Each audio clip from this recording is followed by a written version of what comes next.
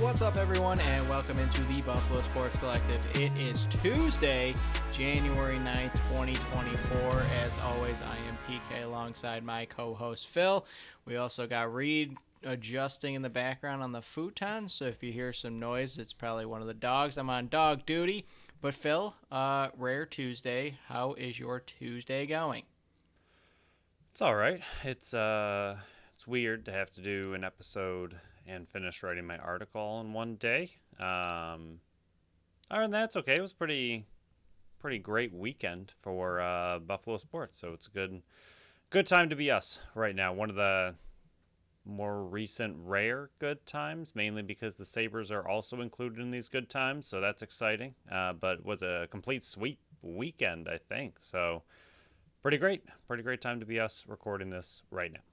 Yeah, 4 wins to talk about. We're recording on Monday night at around 7:20 because the Bills had a game late Sunday night, and one, we didn't want to record right after the game at like 11:30 and then have to edit it and then put it out, and two, yeah, that's the main reason. Didn't want to do it. So it's out on Tuesday now. Enjoy this very rare Tuesday. All I'm happy about is the next Bills game is at 1 o'clock on a Sunday. So remember, you can follow us on Facebook, Instagram, and Threads at Buffalo Sports Collective, and on X and Blue Sky at Buffalo Sports Co. Don't forget to subscribe to our channel wherever you listen to podcasts. Check out our website at buffalosportscollective.com. Like Phil said, his article is dropping today on Tuesday, so you can go ahead and read that one. My power rankings will be out on Thursday, as always, and I hope everybody read Pat's article last week that came out on Wednesday. And then look for the time breakdowns in the description of the show. There wasn't all wins this weekend, though, Phil. We do have to address the elephant in the room. We teased it on the last show that the Buffalo Sports Collective, the BSC, was going to be involved in one way or another with the Buffalo Bandits on wing night. And that was you, our co-host Phil himself, was entered into the wing eating competition. Somebody from the Buffalo Bandits marketing team contacted us and said, hey, you want to do this? And Phil was our tribute. So Phil, I'm going to let you take the floor and get anything off your chest that you would like to, pertaining to what was a fun idea by the Buffalo Bandits. Yeah, it didn't go great. My two biggest, regrets going into it was, one, I should have had some form of alcohol beforehand to calm my nerves a little bit. It's a lot of people watching you eat food. I don't do great with public speaking in general, and that's even, back in the day of high school when it was a class of like 20. I didn't even like doing a book report, so having, thousands of people all have their eyes on you watching you do one thing was a lot. So alcohol to calm the nerves, and then honestly, I was just dehydrated from being nervous, so my mouth was really dry. So then when we finally got to eating, it was just not really easy to swallow at all. And I think one of the comments said it looked like I was going to throw up, and it was more that I was pretty much choking as we were eating. Like, I had the first two in my mouth pretty quickly, but then, nothing was going down, so I had to take the swig of water, and then as soon as I did that, I was fine after that, but at that point, it was already over. So had I had water before we started, which I was eyeing for a good 10 minutes before we started, I just kept looking at the water, like I should probably drink some of that before we get going here, and I did not, and I think that cost me more than anything, but Trevor did a great job, and he really mowed down those 9 wings. And I don't know, the people out there that think that it's not a lot of wings, it's a lot of wings. It's not only a lot of meat to digest, it's a lot of bones to go through. I don't know, there's a lot of people saying like, oh, 9's not very impressive in 3 minutes. It's a lot of food that people don't realize. I think it's it was not like 2 minutes, Phil. I think they gave you 2. I don't even think it was 3. So even tougher. And I don't know. It's a lot of food. It's not like a chicken finger where there's just nothing but food, or like pizza or something. Like there's a whole system you got to do, and it was a lot, but it was fun. Overall, I think that was the biggest takeaway. Like, after, I was disappointed that I brought shame upon the BSC here for not bringing it home, but after everything kind of settled down, it was a good experience. It was a good time. Would do it again, and had a lot of fun overall. Made some mistakes for sure. Disappointed in my own personal performance. Definitely thought I should have done better. The wings were not hot. That was another common question. Like, spicy wise, how hot were they? They were not at all. I think they were supposed to be hot, but I think because they were sitting out for a little while, there was just no real sauce on them too much at all. The temperature of the wings was warm, so I guess that you know, there was that, but wasn't a spicy thing. It was more of a couldn't swallow anything kind of thing. But that was my fault. It's my fault. Yeah, me and producer Pat have seats next to each other, and you know, they showed you on the big screen. Yeah, I had a wonderful BSC podcast shirt on. First one ever created. Yeah, first one ever. It looked good. It popped on screen. That's what we just kept saying is he might not be winning, but the screen time for the BSC shirt is picking up. But we were looking at each other and we're like, he mowed down that first one like no problem. That number one, you were in the lead for a good 10 seconds. And then the look on your face went, oh no, these are way too hot for him, because I know going in, your one concern was when they said it's the hot wings. I was like, no, Phil, it's just going to be hot sauce. It's not going to be that they're hot. They're not going to do that to you.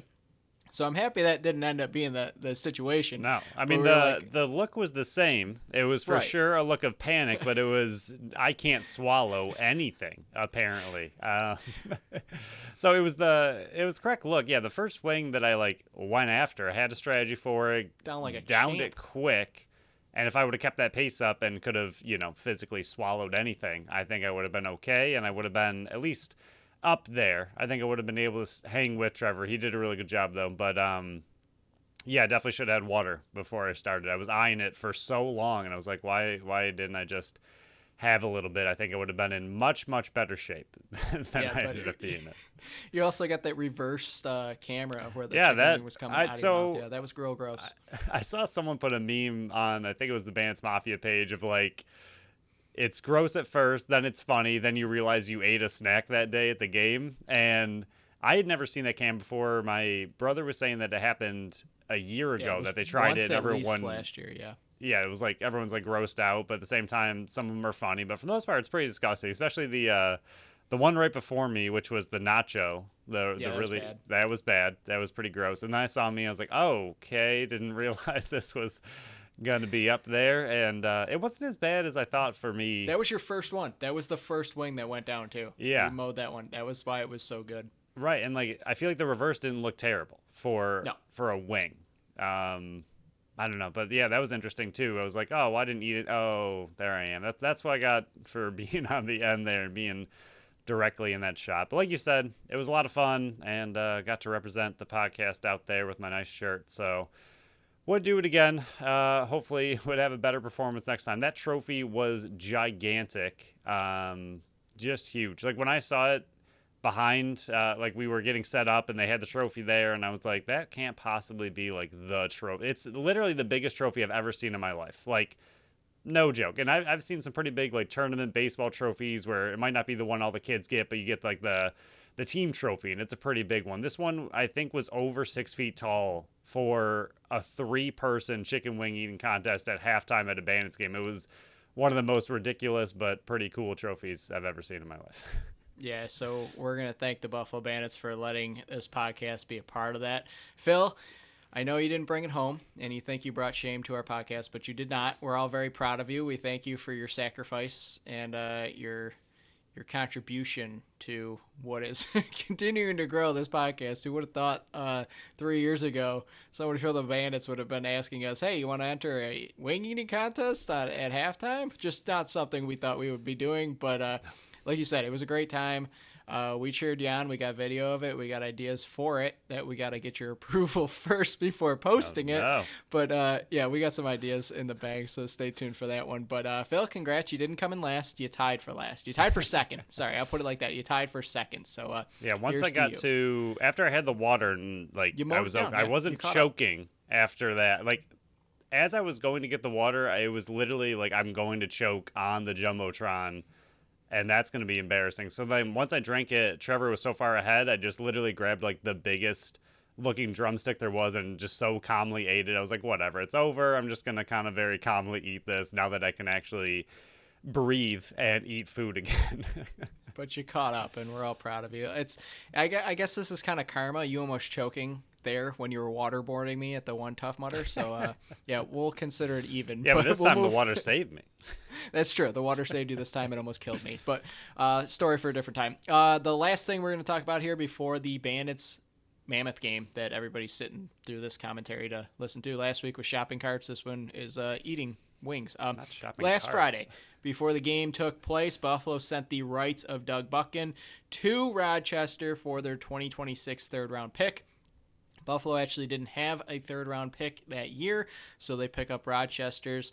He was on the holdout the last 2 years, I believe. Definitely last year. I think the year before that he was also on the holdout. He would have been the fifth in the pecking order for goaltenders. So Rochester needs a goalie, and that's the deal they made. Yeah, that's honestly, like, we'd have to look into it. I'm sure there are plenty of great trades that have happened throughout Bandit history, but this has to be one of the best ones the Bandits have ever had. I mean, a third-round pick in the NLL is pretty important still. I mean, we don't really have those stats either as far as how third-rounders panned out, second-rounders, first-rounders, whatever. But getting a third-round pick when your team has 4 goalies on your active roster, I know the one Constantinopolis there is on the practice squad, but still, you have 4 goalies essentially on your active roster, 3 that are on your active roster, 1 that gets scratched on a weekly basis, and then 1 on your practice squad. To be able to go all the way down to your 5th goalie and still pull off a third-round pick is incredible. Like, I feel like, I don't know. Like, if I was Rochester, I'd be like, what do you want, like a 7th? Like, you have 4 other goalies ahead of this guy in the pecking order, like you just mentioned, and they were able to get a third-round pick for him. I think it's great. Again, like we've mentioned a few times now, he was probably not going to start for the Bandits anytime soon, with the Bandits loaded now at goaltender. So to be able to get a third-round pick, I know 2026 seems like a long ways away, but hey, we'll take, well, you said they didn't have one that year currently, so to get that back, to get Rochester, their pick specifically, I mean, who knows what that team's going to look like in a few years from now. Overall, just a really good trade for the Bandits and one that didn't hurt them at all. Yep, they pretty much traded from depth and picked up a third-round pick for a guy that classic, you just had experience to. Brandon Bean preseason move right there. Yeah, pretty much.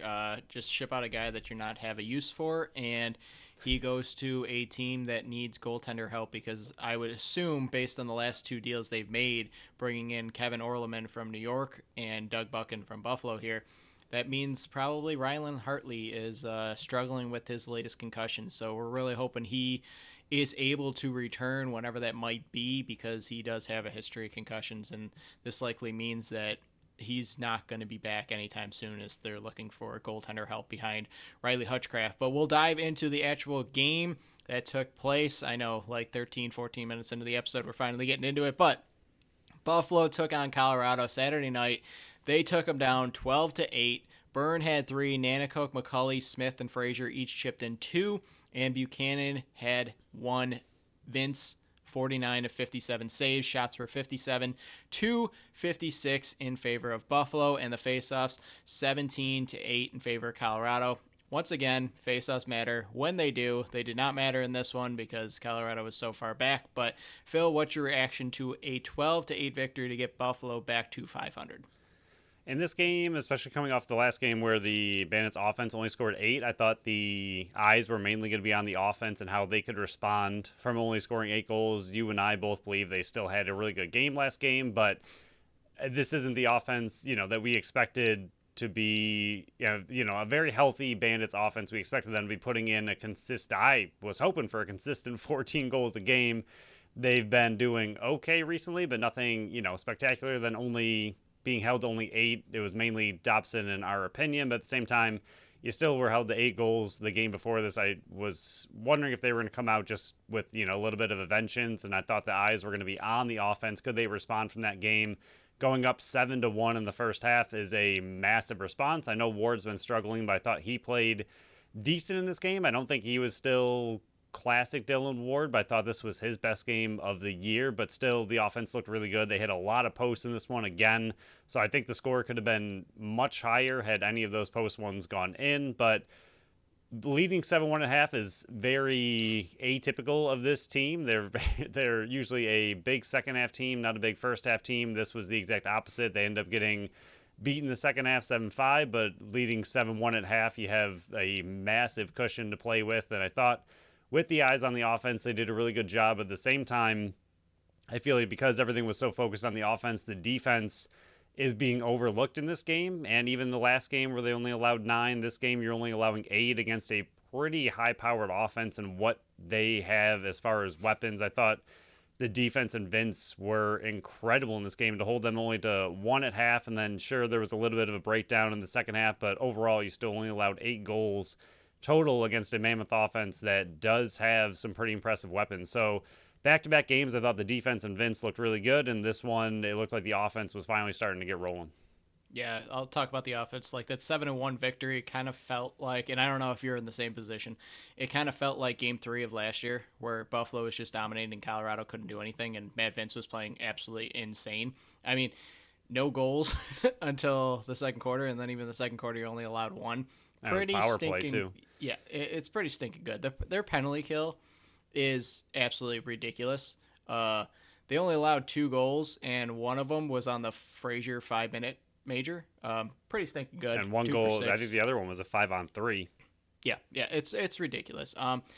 Secondary scoring came through in this one. That's another thing that we were wondering because you saw last game where Dane Smith only had 1 goal, and the lefties struggled to get lanes to score. I mean, Kluch and Byrne each ended up with 4 having half the goals that they ended up scoring, but secondary scoring between Nanticoke, Frazier, and McCauley each adding 2 of their own I thought was very, very key, and it shows just how important a player like Brad McCauley is to this offense because when he was out last week, yes, Brett Dobson stood on his head, but not having that lane setter where you had Clark in there instead. And Clark's he's a different type of player than Brad McCauley or Brandon Robinson, and that's why we were kind of calling for Brandon Robinson to possibly get a shift or 2 up with the forward group last week, and it didn't come, and that's why we thought that Kluch and Byrne were struggling a bit because there just wasn't any lanes. And McCauley, one of his best games as a pro, 2 goals, 4 assists, 6 points, named number 2 star in the game. I thought he played really, really well, not just for a depth piece, but contributing in many other ways that won't be seen on the box score. And we said that a ton last year with him, and Brandon Robinson is just setting those lanes to get Josh Byrne and Kluche open. But you mentioned, getting a monkey off your back. Dane Smith, his first goal ended up, I think it was supposed to be a pass to Kluch. Kluch either missed it or let it go by, and it just went right past Dylan Ward. And you see him just like reach back on his shoulder and like throw it off. That's getting the monkey off his back. I mean, he finished with 2 goals. The other one was a ridiculous bouncer over Dylan Ward's left shoulder. Just unbelievable. So I thought this was a good, prove-it game for the offense to go against a goalie who might have been struggling, yes, but still has that pedigree of being a top goalie in the league. Beating him for 12 goals, 7-1 at halftime, I thought that was huge. But going back to the defense, like you said, they're getting a bit overshadowed in this one, and I don't think they're getting the attention this year that they kind of deserve. I mean, this is the 3rd game this season that they've held an opponent to single-digit goals. Unbelievable. In the first game, it was Albany, and you're kind of seeing what Albany's offense is made of right now, allowing 17, but their defense, Zed Williams, 1 goal on 11 shots. Connor Robinson, no goals on 6 shots. Gibson, no goals on 4 shots. Wardell, no goals on 5 shots. The only goal scorers really were Connor Kelly and Eli McLaughlin. 6 goals, 3 assists, 9 points, 26 shots. So even that, it took him 26 shots to score 6 goals. Matt Vince is, for anybody that's thinking this could be his last year, it's going to be his last year if he chooses it to be his last year. He has not slipped a bit. If he wants to come back next year, and I know that's ways down the road, but that's just proving how good he has been these last 3 games. First game, if you want to call it a fluke or an outlier or whatever you want to call it, I'm believing at this point because he's allowed 9, 9, and 8 in the last 3 games, and it's just been a ridiculous streak that this defense and Matt Vince has been on. Yeah, I mean, you just look at across the way as someone who signed a 5-year deal. I think you and I both believe Ward will eventually settle in this season and figure it out. But, I mean, the start to the season that Ward has had, who just signed a 5-year contract compared to Matt Vince, who, like you just said, 3 straight games under 10 goals. He looks really good still. I mean, yes, there were a couple in this one that he would have wanted back. I mean, there was a couple that the entire team wanted back. 3 shorthanded goals and that 5-minute penalty all kind of rattled off in different ways right in a row. Those was just a kind of freak lapse of play by the Bandits overall. It was just a transition goal, a breakaway right off the face-off, which was just a good shot, and then a last-second kind of twist shot by Kelly, who ended up getting a kind of weird shot off. Vince had the angle, but just one of those ones that snuck through. So for the most part, he played really, really well. The defense, like you just mentioned, shutting down all the big players on Colorado, I thought that was huge, something that we didn't see them do a great job of against Georgia. The last couple of games, they've done a much better job keying in on the opponent's stars and really locking them down. And then McCauley, I think, has one of the more underrated quick stick performances and quick stick shots in the entire league. He might have one of the best in the entire league. It's something that he does really well for the Bandits. I feel like they often try to set him up for that quick stick shot that just, far across the field pass where he just buries it really quickly. He's got one of the best in the game. I feel like over half of his goals probably now are from that. It's very similar. This is as the comparison was coming up in my head, it's not as good as I want it to be, but it's very similar to Olafson's power play shot where he just, he was pretty much automatic with it when he gets that opportunity. I think McCauley's kind of the same way. When that opportunity is there for him, he's always burying that quick stick shot. But to see him also get that kind of breakaway, or not breakaway, but great contested catch, but the really hard work to get inside and make that other goal where it was kind of just cutting through the middle in a big moment. He had an incredible game, like you said, very important in this lineup and one of the best stat lines we've seen from him in his career, but at the same time, he does all the little things that you could ever ask for him. And some of the other plays he had, there was another inside play he had. I don't even know how he caught the ball. It was a very contested pass, and he was able to catch it and get a shot off right on the crease. So I don't know if this one-game injury kind of time off gave him something to look at on film or what is happening, but I feel like he was a different kind of player in this game where he was, again, I mean, we saw it last game when he had a really big, or last year when he had a really big game, that you could see the confidence just kind of shifted, that he was calling his own number, I think, a few more times. Most of the time, like you said, he's that setup man, he's that pick man, he's doing all the dirty work for everybody else. But in this game and in that one from last year, it's those opportunities that he gets where he kind of puts it on himself, trusts himself, and just builds his own confidence to make those plays. And coming out of this game with 2 goals, 4 assists, 6 points is a very big game for him. And if that is something he can keep up throughout the entire year, that's going to be a huge addition to the offense as far as, again, he does all the little things to set up other players, but if he can add a more consistent base to his offensive threat and his offensive ability, I think that'd be huge for that left side. Yeah, and he's a former first-round pick, so the talent is there. So it's just another thing in their arsenal that if things aren't going their way, like Kluch, the goals weren't flowing for him, so McCauley stepped up and added 2 there. So it's another thing where, hey, if you need it, there is secondary scoring that you can rely on for this team, which we all knew. It was just nice to actually see it this season so far. But there were some things that I didn't think were that great. Number one, Chase Frazier's discipline. It was very undisciplined in the second half, and it almost came back to cost the Buffalo Bandits. And not even like almost. It was just it was their worst third quarter of the season so far, and the worst quarter in this game. I just thought both of the penalties that he took were more out of frustration than anything else. The one of them was, towards the end of that 5-minute power play that they had, that they did not score on and had 3 goals scored against them.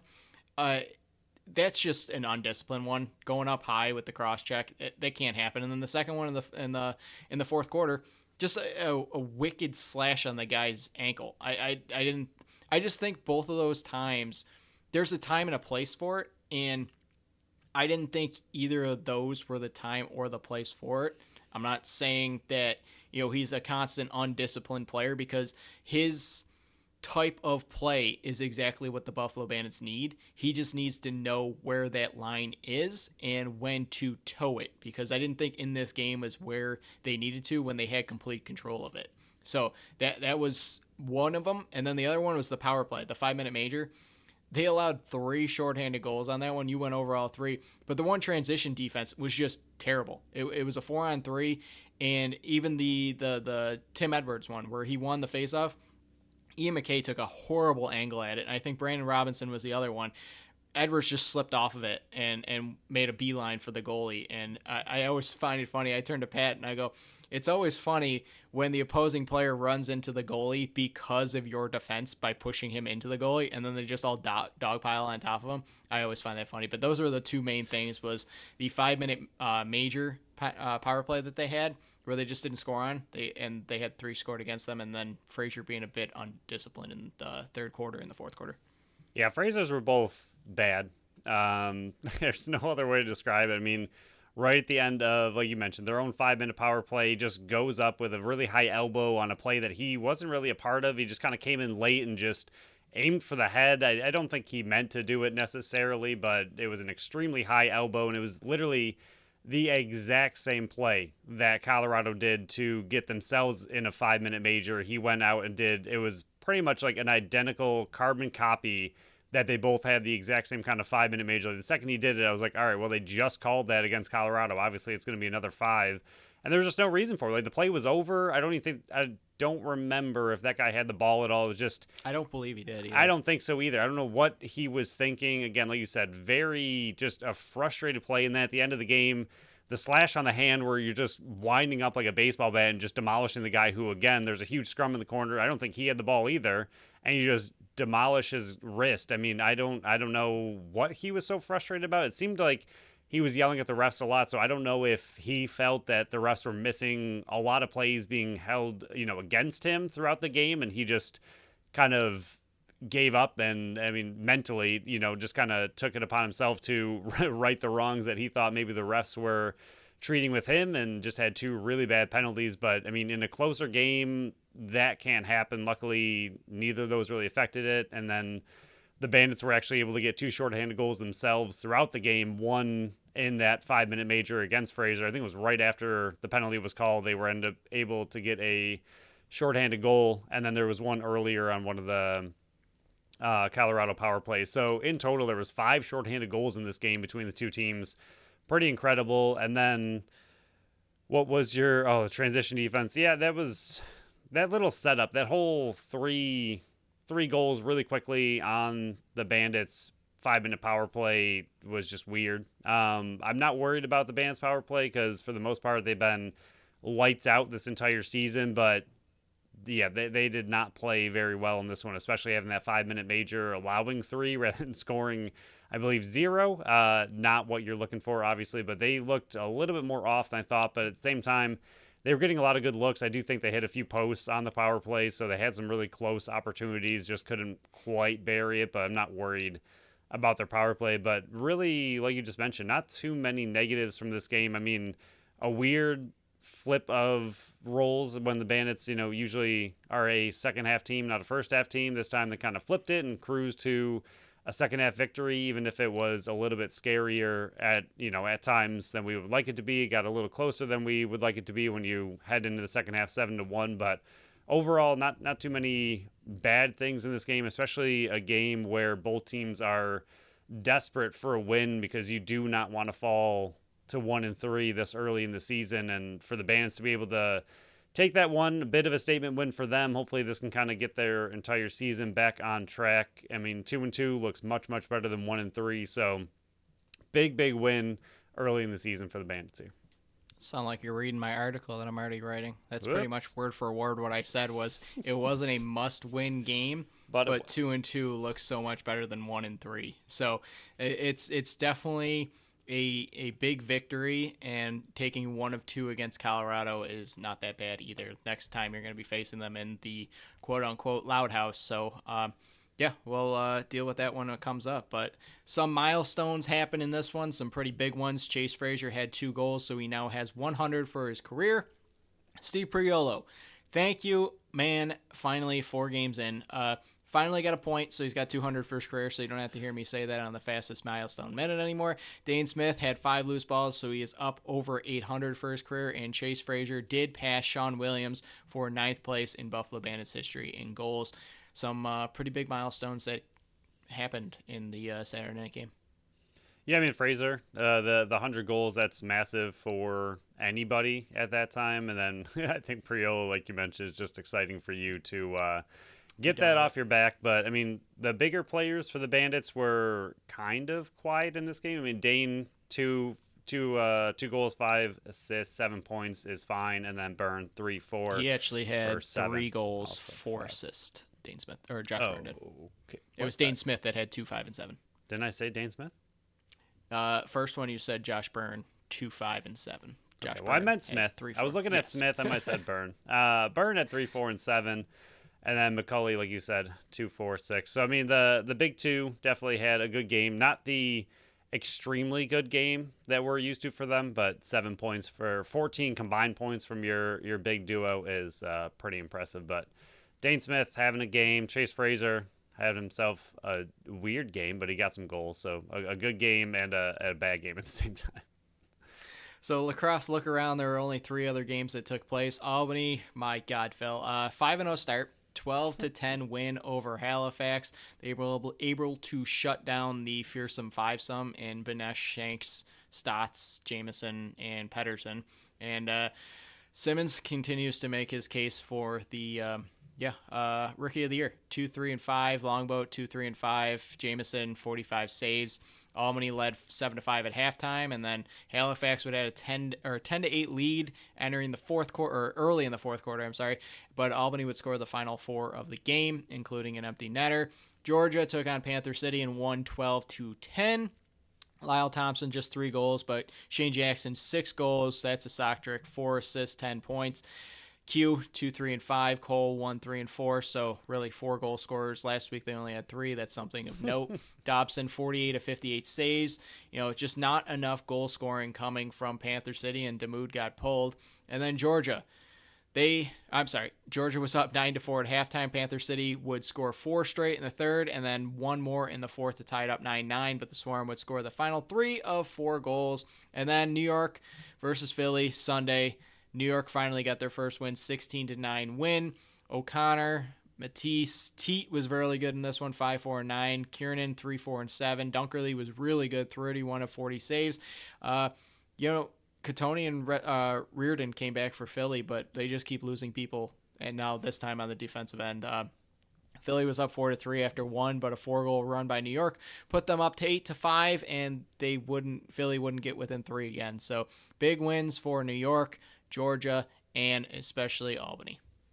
Yeah, the Albany game, I think the 2 things that stand out the most to me are the defense and Jameson holding that Halifax offense to only 10, and then even that, the offense and the kind of calm and poise of a young team to be down 10-8 and then be able to score in the last 4 of the game to come back and win is pretty impressive. I mean, Halifax, you'd think once they're up 10-8 that late in the game would be able to kind of bury it or at least finish strong, but Albany to have the ability to come back in that game against what we would consider currently a equal opponent, but just more of a veteran opponent. Halifax has been a powerhouse for a few years now. Albany just making their case this year. So you'd think that Halifax would have the upper hand in that situation, but to see Albany be able to stay relaxed and be able to come back is pretty impressive for them.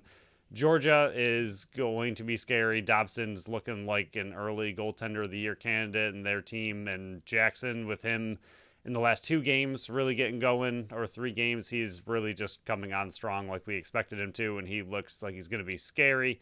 New York, congrats on getting your first win, I guess. I mean, PK, you called it. Nice job. Teat, 5, 4, and 9, a little bit more like him.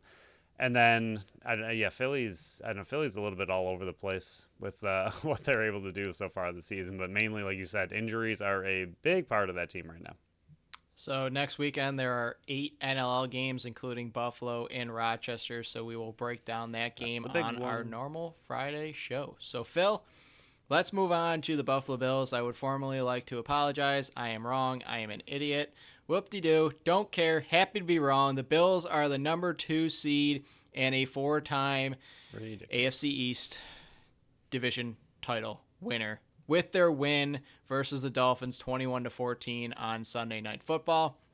Yeah, they going into the game, they didn't even have to worry because they were in the playoffs regardless. But it was coming down to, are you going to be the 7th seed, or are you going to, 7th seed, go back to Miami the following weekend, or are you going to be the number 2 seed, host a playoff game versus the Pittsburgh Steelers? And first half proved, thank God they were in the playoffs, because if they weren't, there would have been a lot of people who had very high blood pressure going into the second half because Buffalo was just looking real bad. And Josh Allen in this one, both was the reason that it was so close and was the reason that they pulled this out. But 30 of 38, 359 yards, 2 touchdowns, 2 interceptions, and was 15 for 67 on the ground, including a sack fumble, I should call it. Cook was not very good in this one, but Shakir, Diggs, and Kincaid finally stepped up in the absence of Gabe Davis, who, not just the absence of him, not just making a joke, but he did leave the game. He was very absent to begin with anyways, and he's been absent all season, but not the reason for it. Phil, what's your thoughts on clinching the number 2 seed after at least I announced them dead after the Denver game? Yeah, pretty insane that they were able to come all the way back and take the AFC East, especially with the way the Dolphins were rolling early. And the stat that I found while watching the postgame, they are the 4th team since 1970 to win the division after trailing by 3+ games with 5 or fewer games to play. That seems just ridiculous that they had to overcome 3 of their last 5 games and literally had to, what are they, on a 5-game win streak right now in order to take the AFC East. And not only that, it was against a lot of big opponents, including the Dolphins in this game, who were looking to win it. Obviously, they wanted the AFC East, take it away from the Bills, but the Bills still the better team out there. I know the Dolphins are going through some injuries, but I mean, it was a must-win game, and they didn't really show up either. And that's kind of how it felt a lot of this game, was that neither team seemed like they wanted to win. They both just kind of kept handing it back to the other team to take control, and neither team was doing anything for the longest time. I mean, 0 points in the first quarter and the third quarter from 2 very high power, offenses, and we're getting no points pretty much at all. I mean, Miami scored 14 in the second and didn't score at all in the other 3 quarters. Like what, I don't know. It was a very weird game. And even the Bills only put up 14 offensive points with the kick return. So even them, just weird. It was a weird game. And the stats are weird because Allen looks like he had an incredible game, but the actual points on the board don't show up because of the turnovers, which I really hate talking about turnovers. I mean, the first interception we can go through real quick. That one I think was just a bad mistake on his part. You have to just make a better decision there. When you're that close to the red zone, you can kick a field goal. You're easily in field goal range. You got to launch that out of the back of the end zone. I know he was under pressure, but just throw it away, take the field goal, not just kind of loft it in the end zone and hope. The other interception that was pretty much a punt, that's kind of whatever. The fourth down play got blown up. He threw into the end zone hoping for something that's going to happen. Then the strip fumble by Wilkinson was just an incredible strip fumble. I mean, it was just a heck of a play. He was able to recover the fumble before he even had Josh on the ground. So that was just a great play. So the turnovers, other than the one, the other 2, I mean, I really don't fault Allen that much. One's pretty much a punt. The other was just a great defensive play. But the offense still just did not find a way to punch it in. They kept moving down the field and then came away with absolutely nothing for it.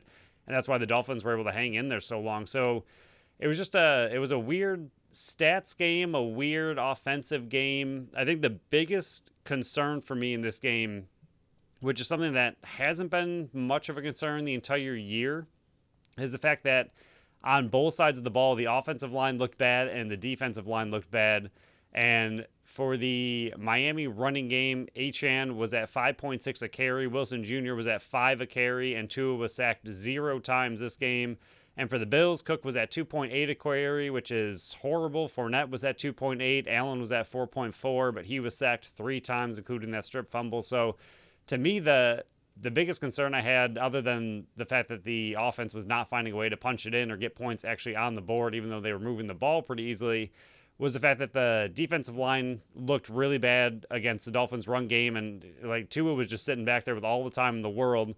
And then the offensive line was giving no holes for the run game for the Bills. And even Allen was under pressure the entire game. So not something I think we've seen consistently throughout the whole year, is that the trenches have not been in favor of the Bills, but this was not a good game for them on either side of the offensive line or defensive side of the ball. Yeah, I'm not so worried about the defensive line. The offensive line has me a bit more concerned just because of the last 3 weeks where Allen has been kind of under fire a lot more than... And Cook hasn't been able to run either the last 3 weeks. Right, yeah. It has, the offensive line has not been that great. The interior of it has definitely struggled a bit. Torrance was not very good in this one at all. Wilkins just made him look absolutely silly on a few of those. That strip sack fumble recovery from Wilkins was completely on Torrance. He just got blown up. I'm not truly worried about the defensive line because you saw the adjustments in the second half. They allowed 7 yards rushing in the second half, and I know a lot of it is because it was 3 and outs, but that's on your defense. It seemed like in the second half it was more they went 3 safeties. They put down Jordan Poyer more into the box and kind of said, hey, good luck. And Tua just didn't look good. There's a reason why they can't beat winning teams. Mike McDaniels is not a good coach versus a very good teams. I love him. He's fun and entertaining, but he has not been very good in big-time games. Tua has not been very good in big-time games. They come up very small, so it'll be interesting to see how they face versus Kansas City. But this is a game about, it didn't look good, but I don't put this on Joe Brady for only scoring 21 points and 14 on offense. Yeah, they got down there every time. Exactly. The offense was moving, no problem. They were dominating Miami's defense. It's just there was critical mistakes in the red zone when that almost never happens with Josh Allen. I think he was perfect with no turnovers all year long, and that's typically the case for Josh Allen's type of performances throughout his entire career. For me, it was just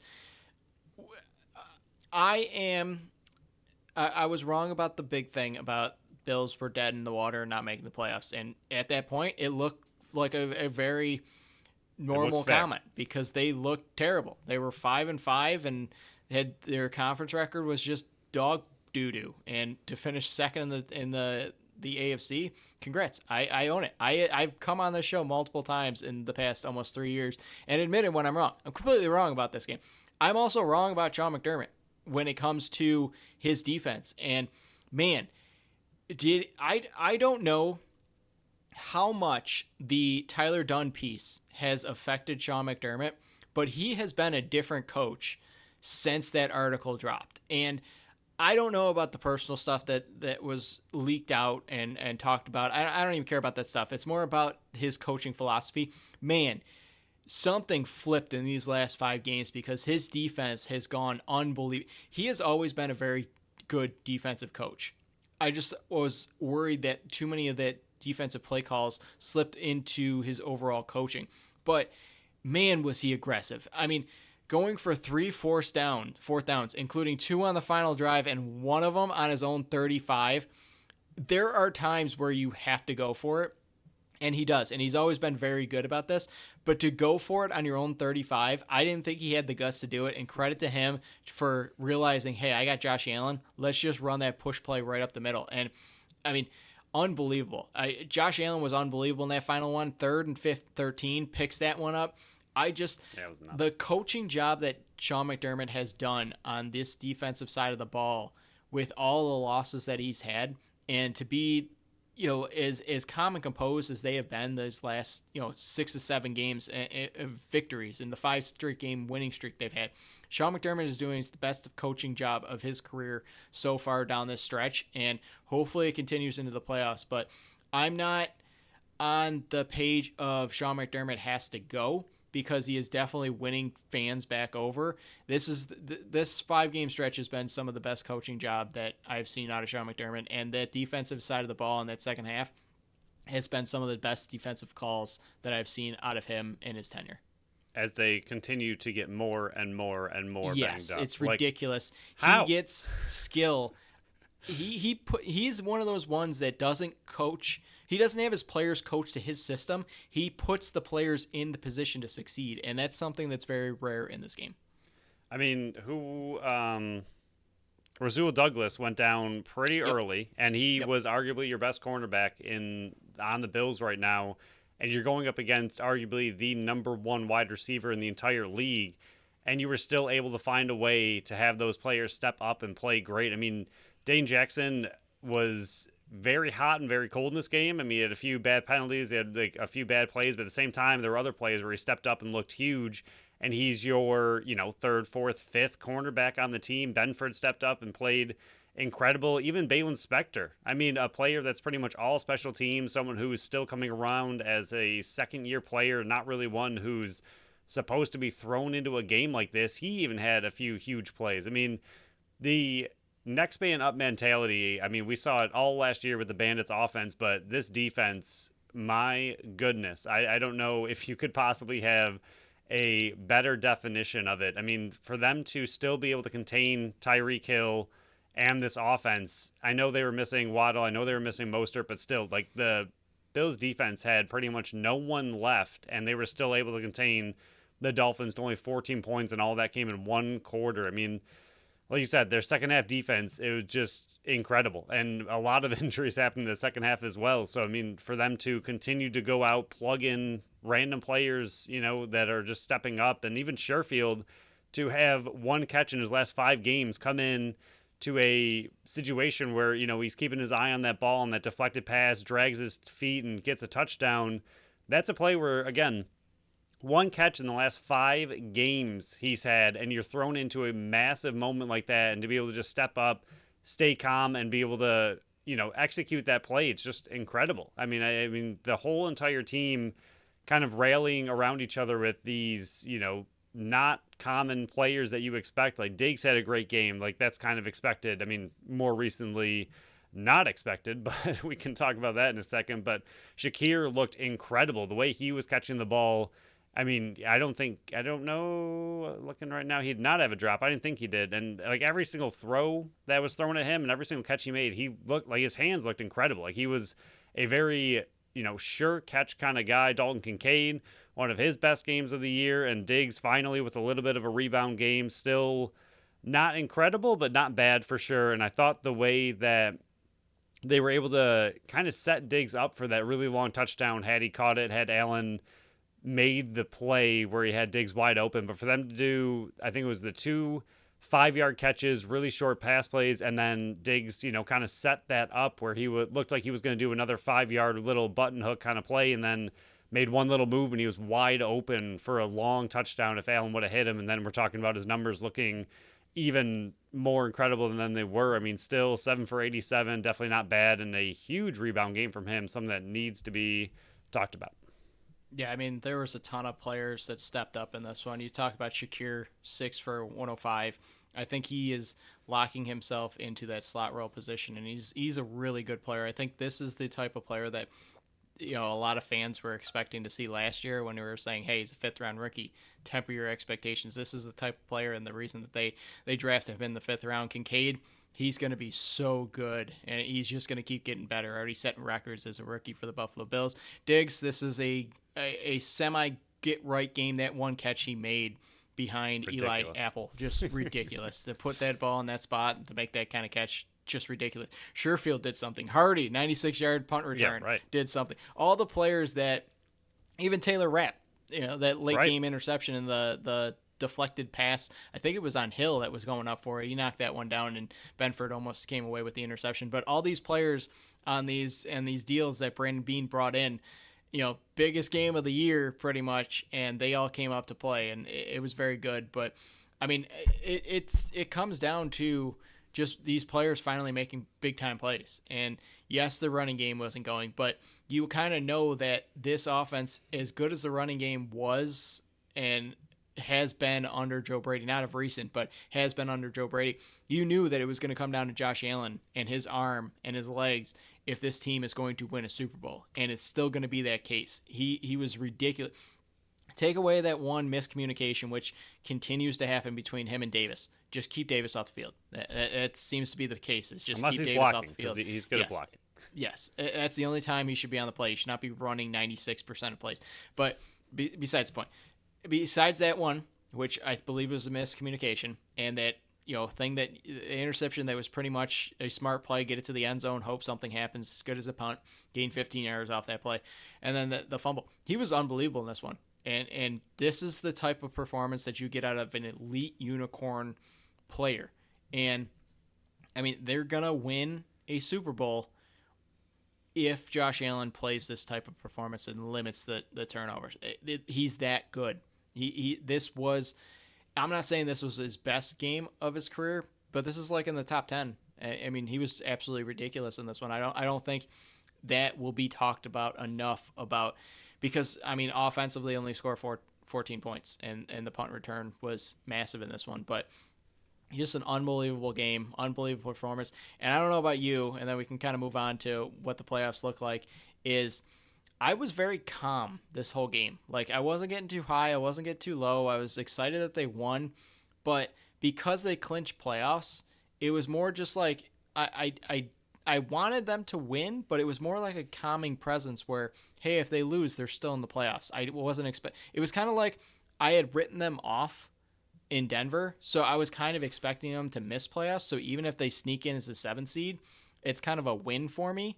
So to see them end up with the 2nd seed, it's just an unbelievable season. And once again, can't believe they ended up doing this, rattling off. Nobody would have thought it, but I'm perfectly happy to be wrong about this one. Yeah, and I think Allen's game and the team's game looks different if Cook catches the touchdown in the end zone that hit him directly in the hands. And then this one, not really on Ty Johnson, but right before halftime, if he is able to turn that upfield and, fight his way in, that was a heck of a gang tackle by the Dolphins to keep him out and then run the clock out. But if he happens to get in the end zone in that play and then Cook gets his, that's an extra 14 points for the offense. And you're talking about a massive blowout win where, Allen looks absolutely incredible. So overall, they look great. Like you said, I think I was pretty calm because they were in playoffs. I think early on when it wasn't looking amazing, I was kind of like, all right, well, at least they already clinched. So we're kind of excited. We would rather have the AFC East. We want to win. We don't want the Dolphins to take the AFC East away from us yet. But if they don't win, at least they're already in. But I think it was obviously more exciting to get the 2 seed. And then a few weeks ago or months at this point, I don't know where we are at, but when you and I were talking about them as an 11 seed and the hoops they had to get through and help they needed to get just back into a wild card spot and to jump all the way up to the 2, pretty absolutely incredible. And to knock the Dolphins down and win another AFC East, the 4th straight, pretty exciting.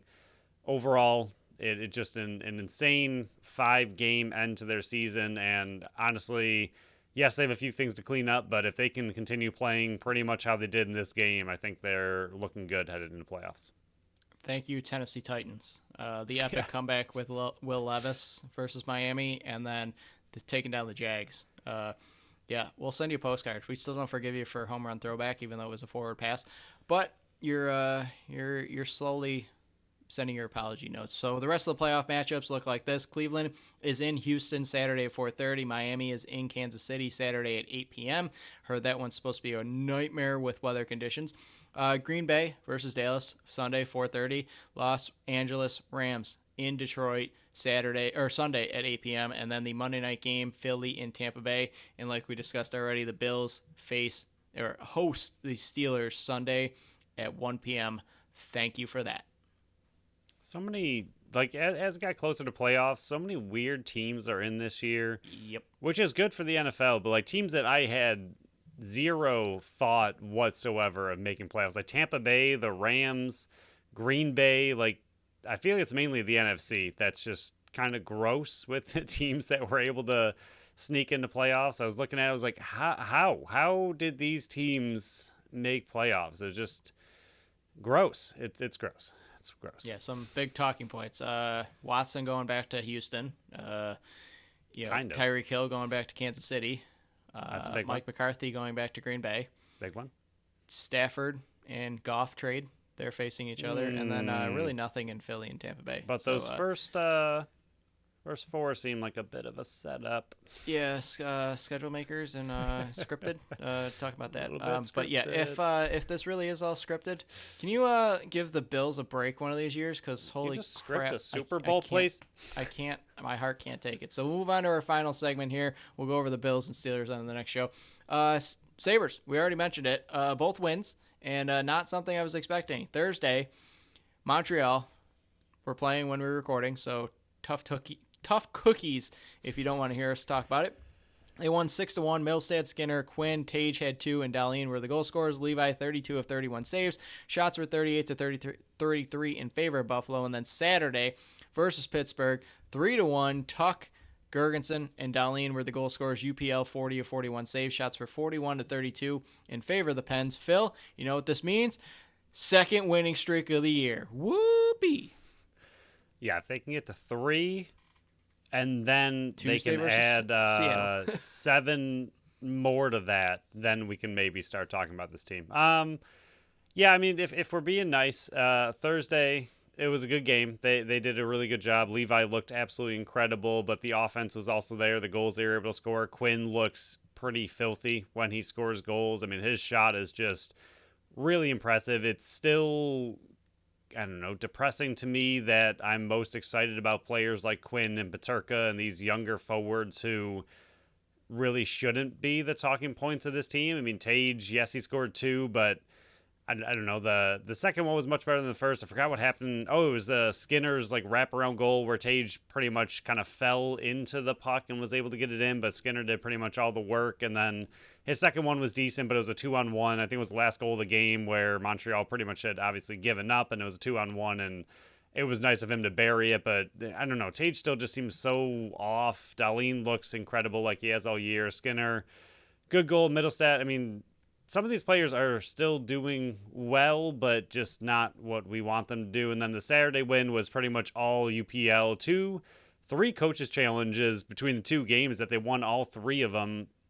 2 were goaltender interference. 1 was offside. Pretty impressive to win 3 coaches challenges, and even more impressive that they were willing to risk 3 coaches challenges and win all 3. I mean, obviously the Montreal one was kind of negated, didn't really mean much in the game, but the Pittsburgh one, 2-1 coaches challenges, and you won 3-1 with one of those goals being an empty netter. So a 2-1, to me, pretty lucky win. I thought that was pretty much an all UPL game, plus those coaches challenges to wipe out 2 of their goals. But I don't know. I thought Pitt pretty much completely dominated the Sabres in that game. I know the Sabres had 32 shots, but their opportunities really weren't that impressive. UPL absolutely stole that game for them. So overall, I mean, the goaltending in those 2 games was incredible. I think that's exciting moving forward if those 2 can kind of keep it up. Quinn looks great. The team looks okay. Maybe win, like I said, 7 more games in a row, and we can start talking. Good luck beating the Kraken, even though I believe they're coming here. I think it's a home game for the Sabres, but I'll be at still, that game. Kraken are looking great, as is their social media team. As I was sending you a little bit of some of the stuff I found from them, I saw, I think, one thing randomly on the interwebs, and then kind of did a little bit more digging into their social media team, and they are pretty hilarious, and they're having a good season, so that should be a game, I guess. Yeah, I'm not really going to give them a ton of credit. You beat 2 teams you're supposed to. Your top performers performed. Your goaltending was unbelievable. I mean, 72 saves on 74 opportunities. That's pretty stinking good when you're That's getting how you goaltending win like games. that. Yes, your goaltenders were really good. Your stars actually were stars, and yeah, you scored first. That also helps, not getting down early. But back-to-back wins, credit to you. We said this wasn't going to happen, and it actually did. But your next opponents are looking like Seattle. Okay, that's a tough one on Tuesday. I'll be in attendance for that one using my Bandits free tickets. Hopefully it's a better result than what you had to deal with they lose the Columbus 10-3. game. Then you got Vancouver, San Jose, Chicago, and Tampa Bay, all at home. Take 5 of the next 6, and I'll buy back in. It's not even like you're looking at this and going, how the heck are they going to get 10 out of the possible 12 points? You have to. That's the position you put yourselves in, being 40 games in and being this far back. These 2-game streak is good and all, but I'm not buying back in after 2 wins against teams that you're supposed to be beating. You're 6 games back with Devils, who are the second wildcard team. They got 2 games in hand, and you're 6 points back of them. Then you're looking ahead of you. Montreal's still 1 point ahead, but they got 1 game in hand. Pittsburgh's 42 points, 2 games in hand. You got Tampa Bay, who's 5 points ahead. Oh, you got 1 game in hand with them. You're 6 points back at Detroit. You're even on games played. You're 6 points back in Capitals and Devils, and both of them got 2 games in hand. So you need to go on a massive winning streak. We've been saying this. And 6 straight games at home. 6 straight. Seattle's the toughest competition. If you drop that one, win 5 in a row against Vancouver, San Jose, Chicago, and Tampa Bay. Those are all gettable games. You need to take 5 of the next 6 games and get all the points. And when you're facing Ottawa and Tampa Bay, you can't send it to overtime. You can't give them a loser point. You have to pull so many points out of these ones. Yes, you've won 3 of the last 4 games. Credit to you. You won back-to-back games. credit to you. It's 40 games into the season. It's the second time you've done it. If you want me to buy back in fully, go on a bit of a winning streak here. And it's weird that I'm going on this type of rant when you won 2 in a row, but that's how frustrating of a season this has been for the Buffalo Sabres. That 2 wins in a row is still making me mad. Get more wins in a row. Stack some wins and get back into this race. And then I'll actually be more happy about talking about this team. But Phil, anything else with this episode before we shut it down for a very quick turnaround until our Friday show? No, I'm all good. Looking forward to the weekend. We got big NLL game between the Bandits and Rochester, and then we got obviously a huge playoff game with the Buffalo Bills. Going to be another jam-packed, exciting weekend, and the Sabres will be doing something. We'll see what they're doing. Phil, go eat some chicken wings. I will not. Phil's gonna be chicken winged out for a while, but yeah, on our next show, we'll be talking about the Bills versus Steelers playoff game. It sounds like TJ Watt will not be playing in that one. We'll give any updates we can find on the injuries for the Buffalo Bills. We'll break down the Sabres versus Kraken game. PK is going to be in attendance for that one, so I'm excited to see the Kraken in action. Maybe I'll meet some of their social media sites. Action. Yeah, Seattle in action, and their social media team might be in attendance, so maybe I'll try to get some of their digits and pass them along to you and say, you're such a big fan. We're a part of this. But then we'll also break down the Buffalo versus Rochester game. We're going to go into a lot of details with that preview as well. So with that, thank you all for listening to another episode of the Buffalo Sports Collective. Follow us on Facebook, Instagram, and Threads at Buffalo Sports Co. and on X and Blue Sky at Buffalo Sports. I'll start that over. Follow us on Facebook, Instagram, and Threads at Buffalo Sports Collective and on X and Blue Sky at Buffalo Sports Co. There you go. I got it right this time. Visit our website at buffalosportscollective.com. Phil's article is breaking down today on the post game of the Buffalo Bandits, and my power rankings for Week 7 will be out on Thursday. Subscribe to our channel wherever you listen to podcasts, and make sure you leave us a review on Apple and Spotify. Until next time. Bye-bye.